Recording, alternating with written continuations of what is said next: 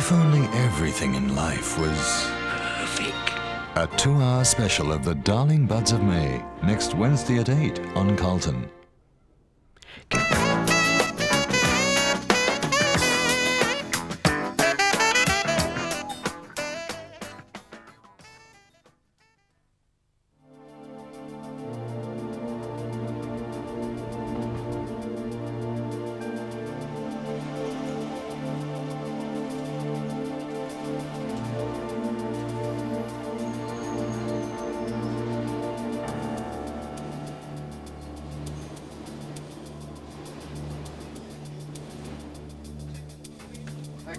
Nine times out of 10, when you're going to get abuse, it's because something's gone wrong on the railway. The person's been waiting a long time for a train, they've been caught. Let's face it, we've all been upset at some time or other about something that could really ever go at somebody, but you know, that's how it goes. So I'm in the firing line, and that's where I am. Thank you. I got some assistance from the guard, and you know, obviously get held up. But instances like that, when you've got to stand out the way a wee bit, just in case you do. You can get hurt, you know. I've had people pull a knife. I've had people wanting to start fights. And not always to do with the service of the bus either. It can be just a personal thing at the time. Unfortunately, all too many jobs carry the risk of verbal or physical conflict. It could be a lager lout in a pub, a patient in a casualty ward, in fact, almost anywhere when dealing with the public at large. But if this affects you, there are tried and tested ways of avoiding conflict without using any physical force. OK, so you don't believe me, but we're going to show you a few simple techniques for talking your way out of trouble. Now, that may sound naive, stupid even, but believe me, it works. But firstly, this is how to do it wrong. Seen John tonight? No, not tonight. What does he look like? He's smoking a pipe. Yeah, I thought I'd heard. Looks like me, Grey. You seen the states of this? Wants more drink. Sure as God, with little green apples. Chance of snorting. It's a whiskey, please, man. You've had enough to drink. What? You've had enough. I said give us a whiskey. You've had enough to drink, no more. Just give us a whiskey. No more to drink. Come on, up the road. Away you go. No more to drink. Up the road. What are you doing later on? Hey! If Linda comes in, Hey, listen. Listen, you. I'm asking you for a whiskey. You listen. No, you've had enough. I'll be up the road. What's your problem? It's not our problem, it's your problem. You've had enough to drink. Come on, up the road. Oh, you saying I'm pissed or something like that? Watch my lips. No more to drink. What is it with you? You've been serving me all night. And I'm not serving you now. Up the road. Come on, away you go. Look, I'm asking you for a whiskey, right? You get no more. Just give us a whiskey now, you bastard. I'm asking Enough you of for a that! whiskey. Enough of that language. No, enough of that. Look, get out. Or what? Get out and I'll throw you out. Aye, well, Get yeah, out, throw me out. Right, Go on, that'll be right. Right. Yeah, it seemed a little too real. This is Professor John Davis from the University of Strathclyde Psychology Department, and John has studied situations like that for quite a while now. What was going wrong in what we just saw? The barman is more aggressive than the drunk, quite honestly. He pushes his face towards the drunk. He uses this gesture in the chest, you know, this I'm telling you gesture. Before he even serves the customer, he's already making comments about him to his mate who's standing at the bar. And it's the barman who escalates the encounter. You see, I've seen, to degrees, various, different shades of that over the years, and I've always seen barmen act like that, but there is another way, right? Oh, there's definitely another way, yes. Right, so much for getting it wrong, but how can you avoid getting into trouble like that in the first place? You seen John tonight? No, I haven't seen him. What does he look like? He's smoking a pipe. He's like angry now. He's getting worse. You've seen the states of this. Wants more drink. He's okay, don't worry about it. Yes, sir. A whiskey, please. Listen, if you don't mind me saying, I want you to come down the stairs there. You're a wee bit unsteady in your feet. Aye, sorry. I feel you've had enough to drink. I've already said I don't really care what you think, all right? So just give us a whiskey of any kind. Consider it from my point of view, sir. I've got my licence to consider. What's that got to do with me? Well, as I said, I feel you've got enough to drink. You've had enough to drink. Look, what is it with you? What have you got a problem with something? Look, you've been serving me all night. I realise that. No, I'm asking you for a whiskey. Right, I'm asking you for a whiskey now. I daren't serve you. I daren't serve you. Listen, right, you've been serving me all night. Now you're not going to give me a whiskey. You're a bastard. Just give us a whiskey. I can't. I can't serve you. Are you going to give me one? No, I'm not going to serve you. Look, are you going to give us one, right? No. Look, give us one, I'll go. No. Am I getting one? No. Come in tomorrow. Not tonight. Screw you. Right. No problem at all. And the drunk teeters off into the night. Much better, obviously. Now, to my untrained eye, obviously I could see some things going on there. The hands were up, his voice was down, and obvious things like that. Coming tomorrow was a nice touch. To your trained eye, what were the signals and what specifically were the rules that were altered there? Right, well, that's good. Before you start to bother about hands and voice and the things that you've mentioned, you have to accept the philosophy, if you like. So 3 things that you have to be able to do. Yeah. First of all, you have to learn to make your own style work for you. You don't just learn a few tricks, because otherwise you come across as phony. And if you come across as phony, you're in trouble. So it's about making your own style work for you. So you have to be able to take criticism. The second thing is you have to be able to take a certain amount of personal abuse. Yeah. So you deal with the problem, and if somebody calls you a name, instead of coming back and saying, watch the language, you deal with the problem. Sure. Not the way it... he ignored it that time right. around, didn't he, when he said not it? Yeah. You deal with the problem, not the way it's expressed. And then finally, and a lot of people have problems with this, is you have to, in those kind of situations, have a very clear view of what the good outcome is. You're not trying to win it, as though it's a boxing match. You're trying to do well. Now, if you have a rule that says, oh, I never take that from the likes of him, you've already lost. You're already going towards trouble. So it's not actually winning, it's just getting what you want. It's what's the best outcome. Yeah, he wanted him out the pub, not knock him out the pub, wasn't it? That's right. And he got it the second time. Yes. So it's techniques like that many pubs are putting to good use, like the Bass House in Halifax. They've got a much more relaxed atmosphere in the pub after the staff there went on a training course to cope with conflict. £3.90, please. Take it in my stride, nice and calmly. Try and calm the customer down. Try to persuade him to go. Keep him calm, not aggressive. And just deal with the matter at hand. And just try and work him outside. Talk to him. It's actually the way you talk to them. If you're stroppy with them, they obviously are the same back. If you talk quietly to them and ask them to leave without too much hassle, come back tomorrow, you'll be welcome to come into the pub tomorrow, you'll get served. Would you please leave? If you use that sort of approach, it usually works. But conflict doesn't have to be violent to be very unpleasant. Airport staff can often find themselves calming down, well, irate passengers. So how do they cope?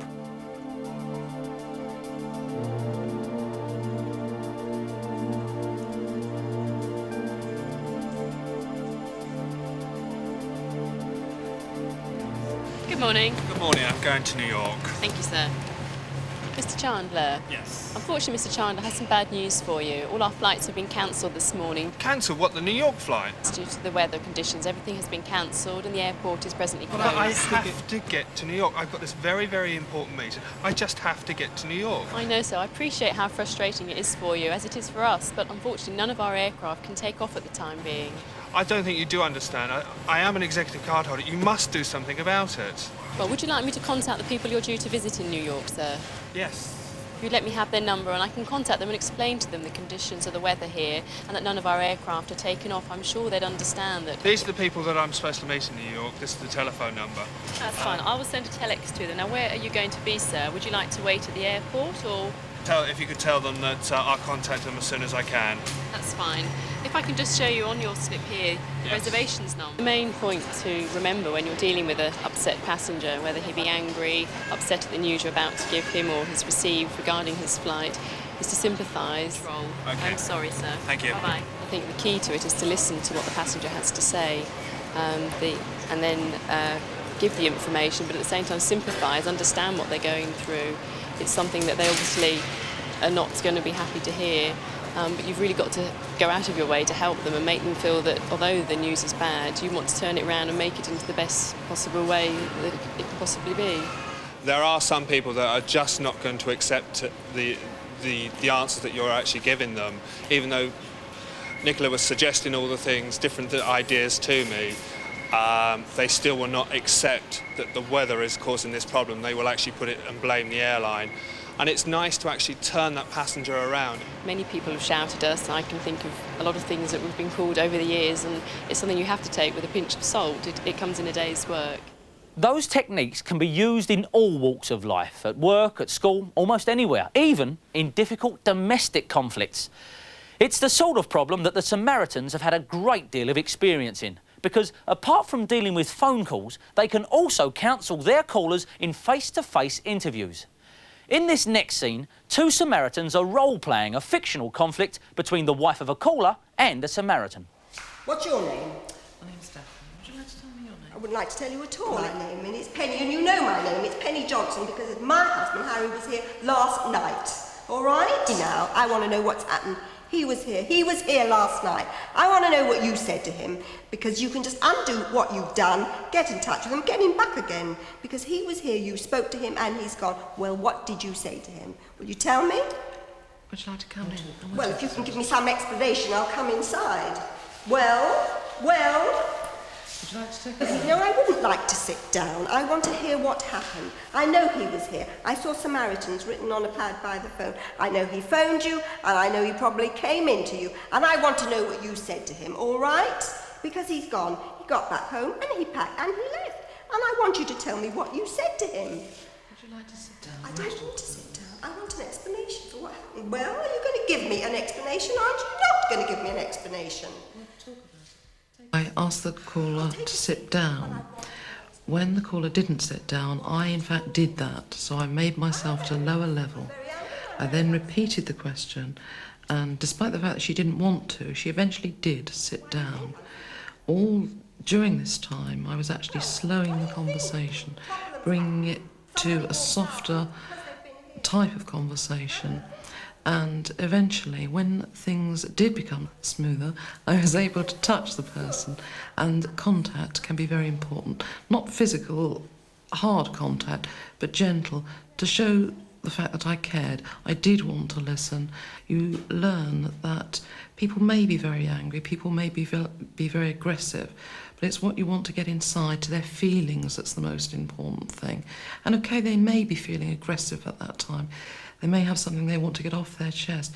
But if you can get through that and get to their feelings, that's when you can make some progress. That sort of reconstruction is now being used by the Samaritans to train their own volunteers, and also outside organisations which need help when dealing with conflict. Verbal abuse can also come from all sorts of people. Ticket collectors on British Rail trains in Glasgow were getting a lot of trouble from an unexpected type of passenger. Thank you. They usually think, you know, it's your fault because the train, it could be a lot of technical problems, but you're there in the front line and you're getting it, you sort of type thing, you know. It frightens you a wee bit, you know, because usually with middle class it's, I'm going to report you, you've never gave me a reasonable enough explanation sort of type thing, you know. Middle class people, we're sitting on a train that regard ourselves as being more important as everyone else. When we're going about our job, it seems we cause them problems. Because they're sitting reading a large newspaper, a large city newspaper, they take it for granted that we expect them to have a ticket. Now let's look at a scene played by psychologists from Strathclyde University. This is the sort of trouble that ticket collectors could get into, and notice how the ticket collector makes the situation worse. Come on, hurry up, tickets. Get yours jumped. Okay. Right. Tickets. Tickets. £2.50. Eh? Do you think that's value for money? What are you on about? What I'm on about is £2.50 is what I paid for my ticket. Now, do you think that that's value for money when I end up standing on a freezing cold platform for 15 minutes? Look, that's got nothing to do with me, all right? You mean it's got nothing to do with pal, you? I just collect tickets and that's it, okay? Look, a 3-year-old could do that job. Look, I'm just asking you a simple question. Aye, fire away then. Why was the train late? Yeah, I don't know why the train was late. Look, you were on the train. Okay, just tell me why the train was late. Technical difficulties, okay? I don't have to take this from clowns like you. I pay your wages. You don't do anything of the sort. Now show us your ticket, I'll put you off the train. What's your name? You're getting nothing out of me. What's your show name? Show us that ticket. What's your name? What's your boss's name? What's that got to do with you? Show us your ticket, I'll put you off at the next stop. I want your name. Get nothing out of me. Show us your ticket, and I'll put you off at the next stop. I want your name, and I want your boss's name. You're getting nothing. In the morning. You're getting nothing out of me. Look, show us your ticket. I want your name, I want your boss's name. You're getting nothing, and you should cut that out for a start. John, quite clearly the ticket collector was not a happy soul before he arrived at the man. But what went wrong then? Well, before he actually arrives at the problem customer, you can see a certain attitude that he has, an air of despondency and couldn't care less about the whole thing. He's not dressed correctly. the two customers that you see, one he tells to get a move on, you know, because he can't find the money. The other one, he drops his ticket on the floor and doesn't pick it up. So he's already showing everybody that he doesn't really want to be there, he's not enjoying this, and it's a very unprofessional performance. When he meets the problem customer, then he gets sucked into an argument which becomes a battle between the two of them. Instead of acknowledging there's a problem, he doesn't do that. He says, it's nothing to do with me, I just collect the tickets. Surely. He doesn't attempt to represent the organisation or solve the problem. It does nothing towards solving the problem at all. At the end, it was kind of, oh yeah, oh yeah, well, oh yeah. That's right. At the end, it's simply a fight between two men. The fact that it's on a train or that it started because it was 50 minutes late is irrelevant. Sure. It's just a confrontation. It's just a head-to-head at the end. That's what it came to. Well, John Davis and his team taught the collectors another way of dealing with this problem. Have your tickets ready, please.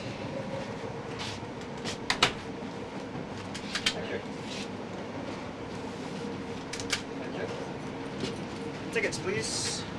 Tickets, please. Thank you. Okay, sir. I'll find it. Okay. I'll come back to you in a minute. Okay. Tickets, please. £2.50. Sorry? Do you think that's good value for money? Don't understand. No, I didn't think you would. I'll make it simple for you. £2.50 is what I paid for my ticket. And I'm asking you if you think that that's good value for money when I end up standing on a freezing cold platform for 15 minutes. Right, I can apologise about the train being late. Hope you can understand. That I can explain why the train was late. That's as much as I can do. I want to hear this. The train up ahead broke down. We were delayed ourselves for 15 minutes. We didn't find out until we reached the station what happened. I hope you can see that's all I know. Really? Okay. Why wasn't I told? Why am I standing there for 15 minutes and nobody informs me of this? You should have been informed on the station. Look, I don't need an idiot like you to tell me I should have been informed at the station.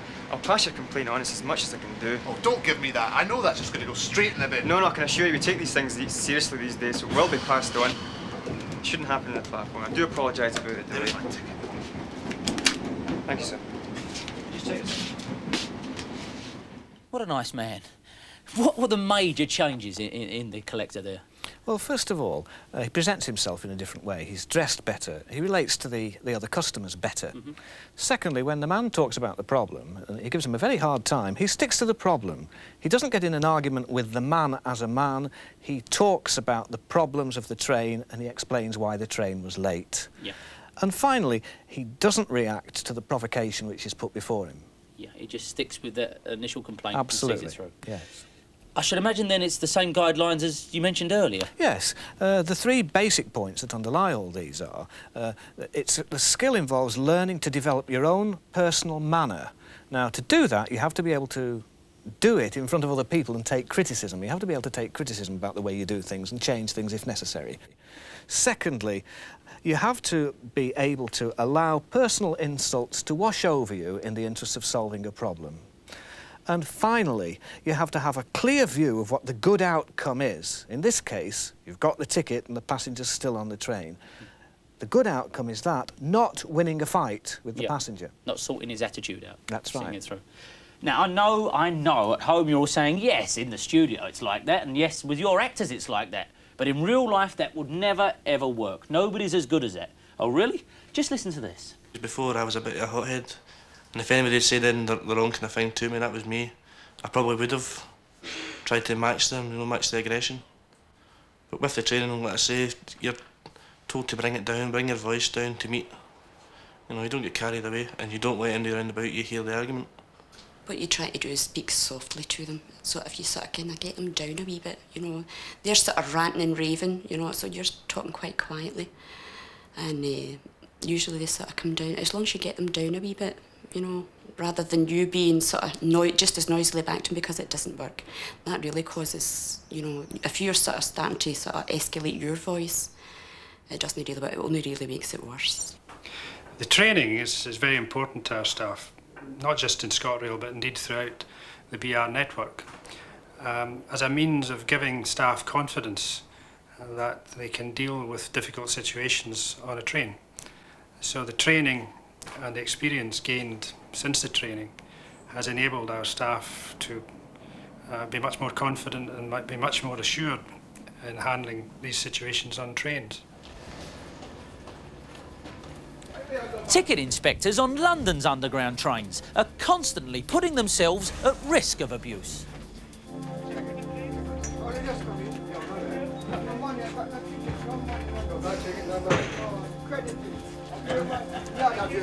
I live in Brixton. Shanty town. Shanty town. I'm not one of them. That's why I like you. You stop somebody with a short ticket or a short fare, and you say he doesn't want to talk to you. He wants to barge past it, so you've now got to stop him and try and... So you can't physically stop him, so you have to just keep talking and all right, once you've got him to stand still, and then you start in with your questions. Now, if you're polite, treat the person as a normal human being, the same as you'd probably like to be treated yourself, then you'll get away with it. And you quiet him down, and eventually he'll accept that you're doing a job. Can I see your ticket, please, sir? Thank you. Is this your ticket? Yeah.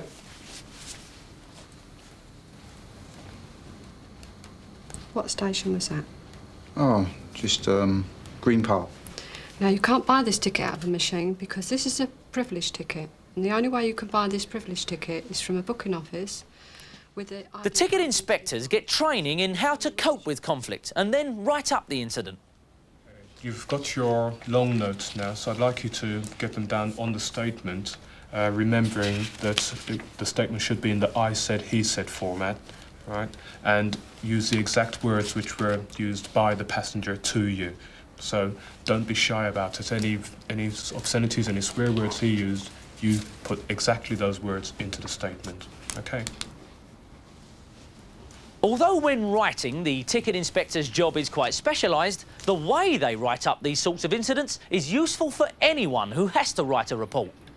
It is very important that the revenue protection inspector gets down the exact circumstances which have taken place on paper, so that he's got a written record which will be taken eventually, if it goes that far, to a court of law. There are certain jobs in which conflict can become violent, but you can still control it. The Prison Service Training Centre at Wakefield spends a good deal of time showing prison officers how to defuse potential flashpoints.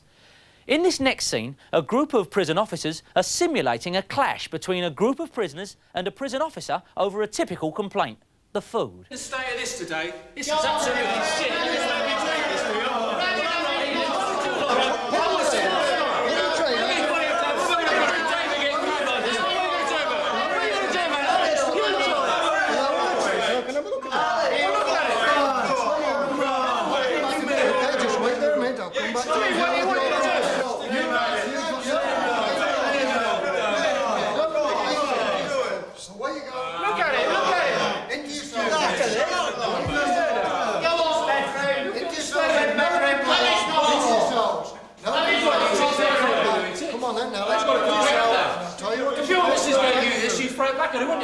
Look at it, it's crap! Let's drink yourself. What are we going to do about it in there?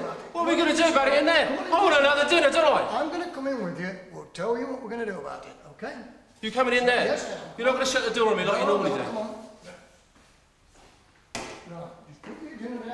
Well, I think when you're dealing with groups of people, what you need to do is to identify who it is that's actually got the problem.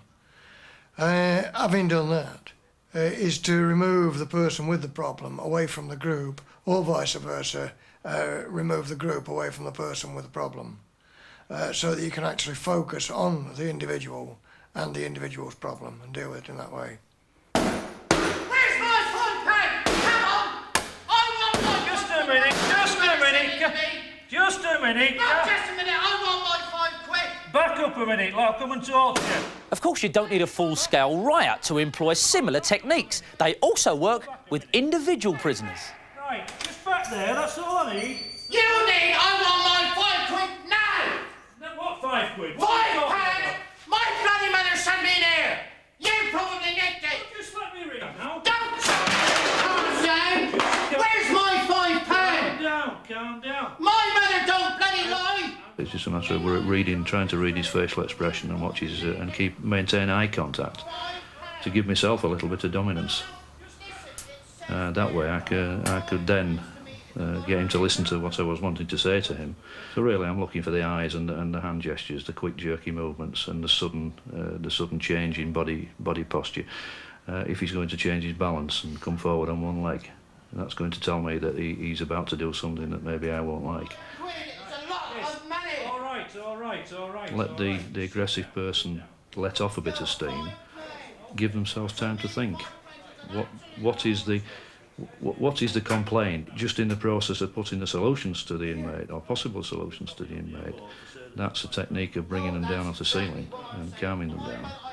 And then the inmate will then start to talk and decide for himself, really. I've had to sign for the money. Right, and what was this time it ain't there. Right. And I think the techniques that Jeff used did work.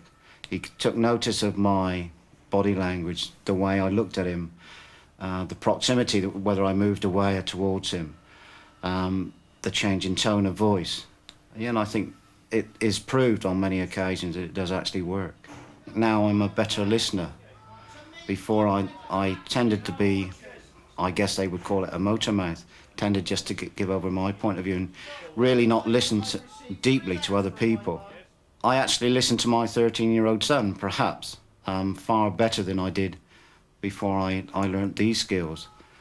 And I think I'm able now to relate and perhaps understand what he's meaning in the way he's saying it, even though there's obviously a large age gap between us. So what are the lessons from the conflicts we've shown in this programme? Well, let's face it, if you're faced with danger, it's dead easy to panic. But the lessons of all these stories is number one, stay calm. On the other hand, don't get into an argument. Try getting the aggressor to talk to you, particularly about their specific problem, and then listen to what they have to say. If you can help, then take action, but don't promise them things from beyond your power. Look for telltale warning signs in their behaviour, staring at you, pointing, getting too close, and don't do the same back to them. Use calming signals like putting up the open palms of your hands and speaking softly. OK, so it's easy for me to speak because I'm here in a nice safe studio miles from trouble. But these techniques have been successfully used from prison officers to pub staff.